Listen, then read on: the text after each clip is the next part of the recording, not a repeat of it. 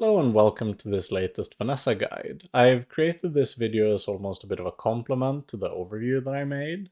I do appreciate that the overview is a way of looking at a character that leaves a lot open to creativity and interpretation from the viewer, as it's kind of completely up to you what you make of it.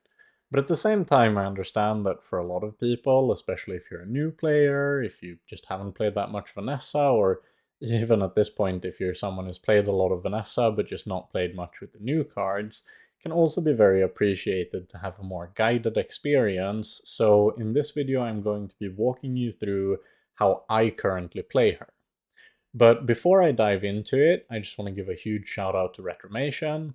He's an amazing content creator, but he's also been a huge help in the making of this video, and honestly half the reason that it ever got made, because he helped me out a ton when I was just starting out with all the new items in terms of figuring out how it all goes together and just setting me off in the right direction. I also think he has a perfect example video if after listening to this guide you want to see a bit of a more practical, well, how does it look when you do it all in-game, you can check out his Welcome to the Stinky Saloon. I'm going to put a link to both his channel as well as that particular video in the description of this one, so check it out if you want to see that, or it's just great content in general. So thanks again to Retro for helping me out with this video. Now, to start us off with the start, there are 3 different starting points for any character in the game, and I think all of them have merit on Vanessa. She's a very tempo-centric character, so of course gold skills, they do give a lot of tempo. She also has some items with very powerful scaling with the right enchant, so that start can do a lot for her as well.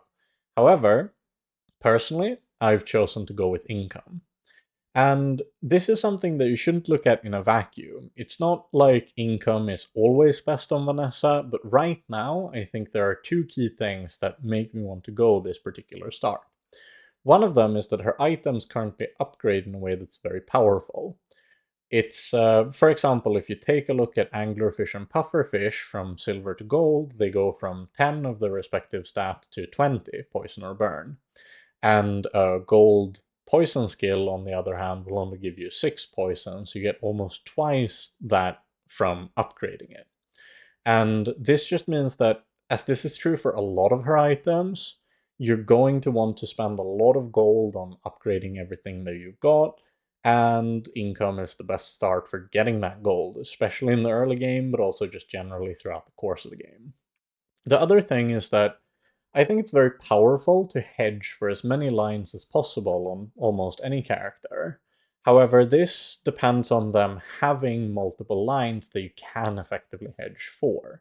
If there isn't that much to hedge for, then, I mean, what's the point in doing it? However, right now, I think there are a lot of lines that you can hedge for on Vanessa, and if you're only aiming for one possible line, you've only got one outcome where you find that line. Whereas if you're aiming for 3 or 4 lines, then, it increases your odds by the same amount. In the early game, there are 2 main strategies that you're trying to employ. I call them Plan A and Plan B. Out of the 2, Plan A is better, but you're not always going to find it, so the most important thing to keep in mind is that you use the one that you find. So, not to bury the lead, Plan A is simply Shark Claws. This item is incredibly powerful right now with its ability to scale up your entire board's worth of weapons. This oftentimes lets you aggressively shut down anything that your opponent could even think about doing before they get a chance to do it, so it's very powerful. I've also highlighted Hand Axe and Honing Steel, as they can kind of serve as a buffer while you're still looking for the Shark Claws. Having a wide board of weapons with +9 from a silver hand axe can still be enough to kill someone in 1 or 2 volleys, and Honing Steel with a fast hitting weapon gives you a lot of that same scaling as Shark Claws would, even if it's not quite as powerful. But at the end of the day, you're still primarily aiming to find and utilize Shark Claws, and if you can't do that within the early days, then you're better off going with Plan B.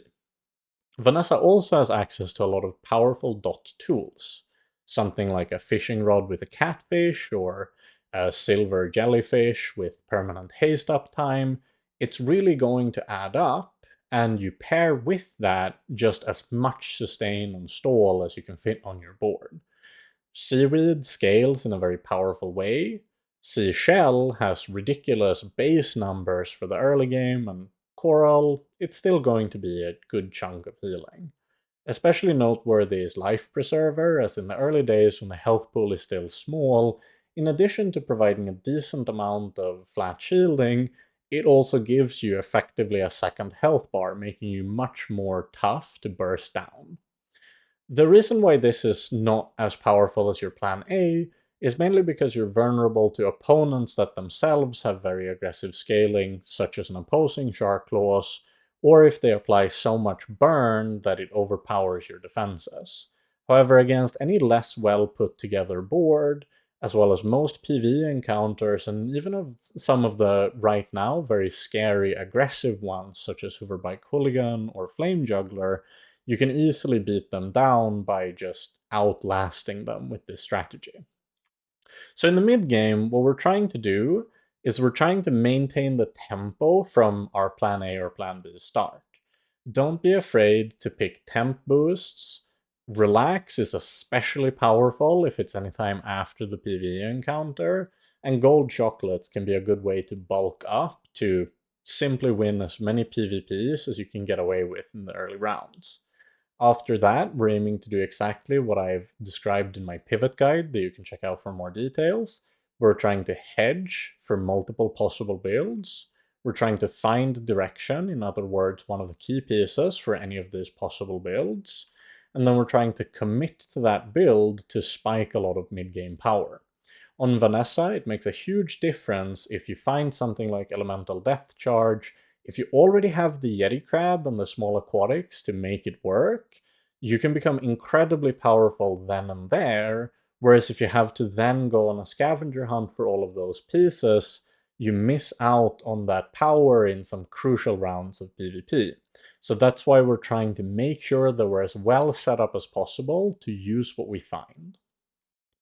One thing to keep in mind when you're looking for all these things is that right now quantity matters a lot on Vanessa. I'll get into the details more specifically later, but keep this in the back of your mind that small active items are very useful to have on your board or in your stash, especially if they have any of the following triggers: weapons, friends, or aquatics. Some items, like Narwhal for example, even have all three tags, and those are practically the glue of your mid-game, because they'll enable you to fluidly transition into a wide variety of boards. More crucially though, we have the enablers. Yeti Crab is currently extremely powerful as he offers a way to scale the flat poison values on something like a pufferfish and elemental depth charge, or even the jellyfish that's also in this picture. The jellyfish itself is also a powerful haste enabler, especially when paired with the other powerful haste enabler in dive weights, as it lets you double up on the amount of haste triggers that you're receiving. Shot glasses is also a standout card, as it enables you to get a lot of both haste and slow triggers at the same time, meaning it can be played with a wide variety of payoffs. And this is one of the items that I was speaking of when I said that right now, Vanessa cares a lot about having many small active items. The shot glasses will slow and haste every item on your board, which means that its effectiveness directly scales with how many valid targets that you have. And it can only haste or slow an active item, that is an item with a cooldown, and of course, small items take up the lowest amount of space. This isn't to say that you have to exclusively play it only with smalls, but it is to say that the more smalls you have on your board that are all active items, the more effective your shot classes will be. In the same vein of providing both slow and haste and caring about quantity, we have the Saloon as well, which both hastes and slows. You can almost look at it as a dive weights and a dock lines tied together to make one large card.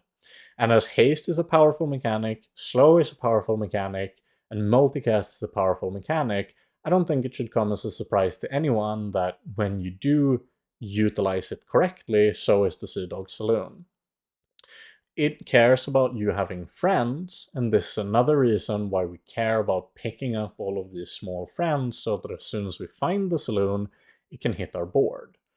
And it's also in a rather unique position where I'll talk about it on the next slide as well, as it doubles as both a enabler and a payoff. I've also highlighted incendiary rounds and heated shells as examples of some enablers for the late game keg, which is always very important to keep in mind when you're playing Vanessa, especially if you might have lost some of those early PvP rounds and you know that you might have to go to day 14, day 15. Having keg enabled early on just means that you can make that transition so much more confidently. Speaking of payoffs, they come in kind of four varieties right now. You have weapon payoffs, aquatic payoffs, friend payoffs, and haste and slow payoffs. A lot of items might fall into multiple categories. For example, Trebuchet cares both about weapon procs and haste procs. But the important thing is that you're looking to find payoffs that match the enablers that you've already found. Spiking something like an anglerfish when you already have the shot glasses is insanely good, but you're going to have a tough time enabling it if you have no items that slow. Elemental depth charge is especially one of the easiest ones to just spike as long as you have the crab and a sufficient quantity of small aquatics to give it that very necessary multicast, and then as the game goes on you can focus on making it faster and stronger, but at the very start the main thing that matters is that it's at least viable for you to play it. And the friend payoff currently, as I mentioned, is that Sea Dog Saloon. And the thing that makes it so useful currently is that many of the best haste or slow payoffs, such as the deep sea anglerfish, the pufferfish, or the shark ray, are all friends themselves to begin with, which means that it gets to both benefit from you casting the Sea Dog Saloon while also conferring one more multicast onto the saloon in the first place. So they have a very strong symbiotic relationship that's a huge part of the reason as to why you can play that combination currently. And at the end of the day, you really don't need to be shy about mixing a variety of payoffs either. If you're playing shot glasses, for example, there's no reason that you can't have a mantis shrimp and a catfish on the same board, as they'll both get enabled by the item that you have anyways. The goal that you're trying to achieve is just making the best board that you possibly can, and if it looks a bit haphazard and strewn together, but it still crushes in PvPs, then well, I reckon you've made a good board. In the end game, there are a few things that are especially noteworthy to think about.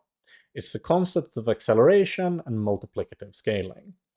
Keg is on this particular slide because it's an item that scales with your opponent's maximum health, making it much more powerful in the late game, especially if you find an enchant like Obsidian or if you've got its crit maxed out. But at the same time, it's an item that requires a lot of commitment, so if you have to center your entire board around the keg, but the keg itself isn't going to just straight up win the fight, it might not necessarily be worth it at all of the stages in the game. This is, as I mentioned before, something you're especially looking to enable when you get into the very latest stages of the game. Then we have the other item that really cares about you having small active items, which is holsters. Holsters and Clamra are very powerful as being two of the only ways in the game to have your combat start instantly. When you get sufficiently late in the game, if you're playing something like Depth Charge being a very illustrative example, when your charge goes off and freezes the entire enemy board, as well as applying upwards of thousands of poison, that can just straight up end the fight.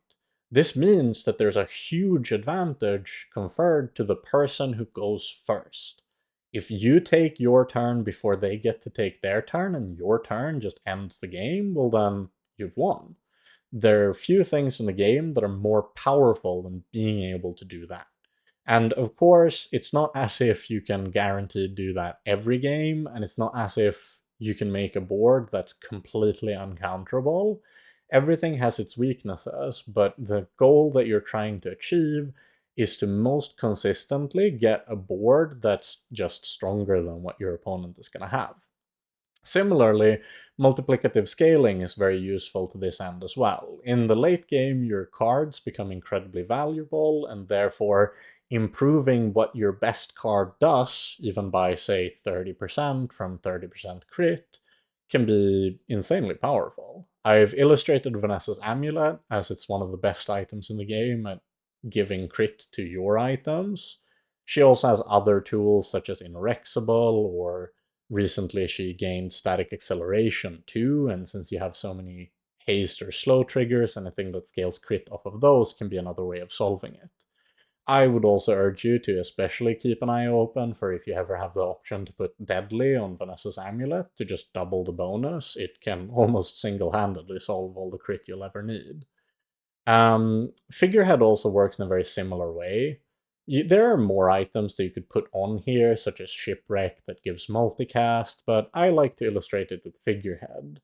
One of the hardest things in the late game is making your board go faster, and it turns out that if your items have 30% shorter cooldowns than they originally did, then that makes them a lot faster, especially when you then in turn pair that with something like holsters to get one of those lightning fast starts to your board.